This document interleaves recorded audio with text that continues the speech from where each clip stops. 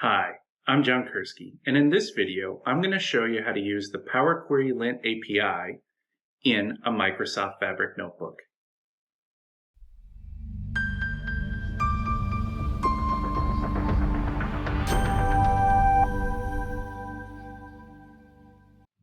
In our last video, I showed you how to use the Power Query Lint API with Azure DevOps. But let's say you're not using Azure DevOps or storing your semantic models in a Git repository, but you still want to scan the Power Query that you have in your semantic models for any potential issues or best practices.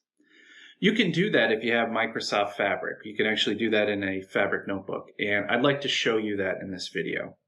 Now, before we get started, I want to just point out that you're going to need Microsoft Fabric, and you can sign up for a trial, or if you already have an existing capacity, you can leverage that. And in order to use it securely in a Fabric notebook, I would recommend storing this subscription key for the Power Query Lint API in Key Vault. So I'm going to show you kind of the way to do it with best practices in mind. So let's take a look up on the screen here. I've got the sample notebook up on our Git repository that I'll provide a link into the description, and you can download that and install it in your Fabric capacity after this video. Now, you also need a Key Vault created, which I have here up on the screen, and you'll need at least Key Vault contributor rights. When you're setting this up, you need to have Key Vault administrator or contributor in order to create the secret, which will store the Power Query subscription key. And let me walk you through how you do that. So I'm going to go to the Power Query Lint website. I'm going to click on API Access. And if you've signed up for Power Query Lint Pro, you can copy the subscription key. So I'm going to copy that. Let me zoom in real quick. So I just hit the copy button. I'm going to go to my Azure Key Vault environment. I'm going to hit Secrets. So I'm clicked here on the Secrets area. Generate and import. Let's give it a name. I'll paste the secret. And I'll hit the create. So now I have a secret called demo, which has stored the subscription key in the Key Vault. The next thing I'm going to do is go back to the GitHub page. And again, I'll put the link to this in the description. And I'm going to click on the Fabric notebook here. And I'm going to want to download that. So I've downloaded it.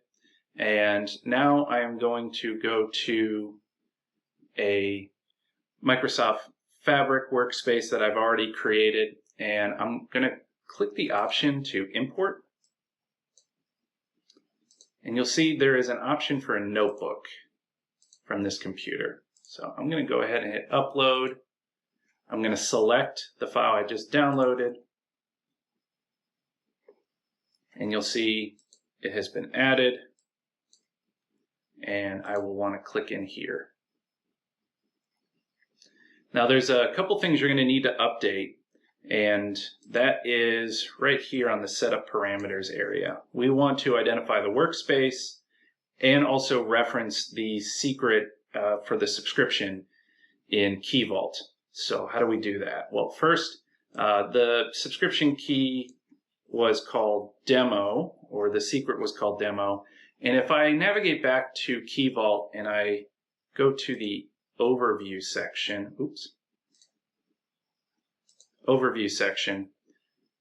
you can click on the Vault URI here, copy that to the clipboard, and paste that. Now make sure it's in between the single quotes.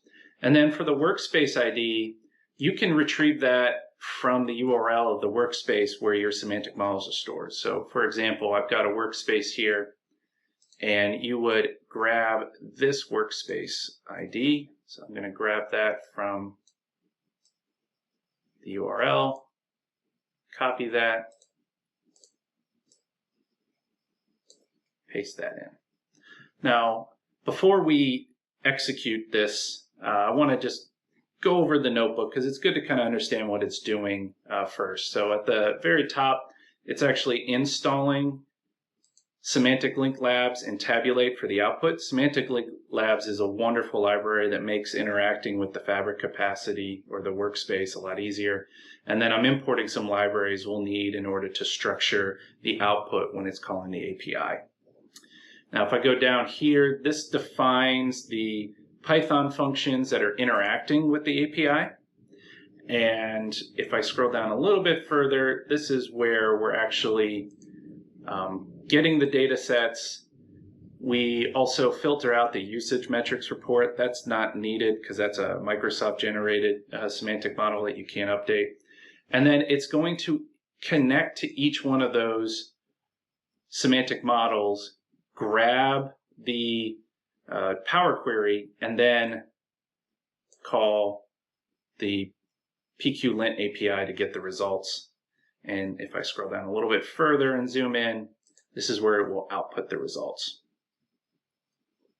So I'm going to go all the way back to the top and hit Run All. Now, if this is the first time you're running this, it may take a couple seconds in order for the session for Spark to get started. And then as soon as it starts executing, it's going to install the packages, retrieve the key value from Key Vault. So we'll watch that work its way through. And now start scrolling down to the bottom here.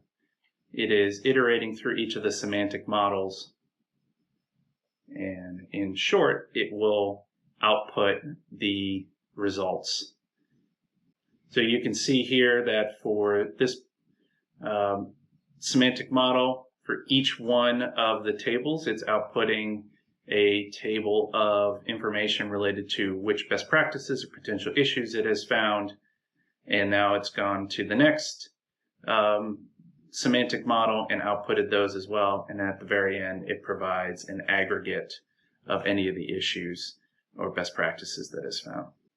So hopefully in a short video, I've shown you how you can easily integrate the Fabric notebook, and you can do a lot of things with this. You could look for potential rule issues. Maybe you're interested in making sure that there's no hard-coded URLs. You could scan all your semantic models for that issue. Maybe you'd like to scan for any SharePoint v1 usage to try to reduce the overload on the capacity.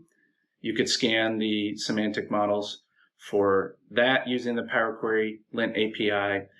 This is a great starter template, but you can do a lot of things with this.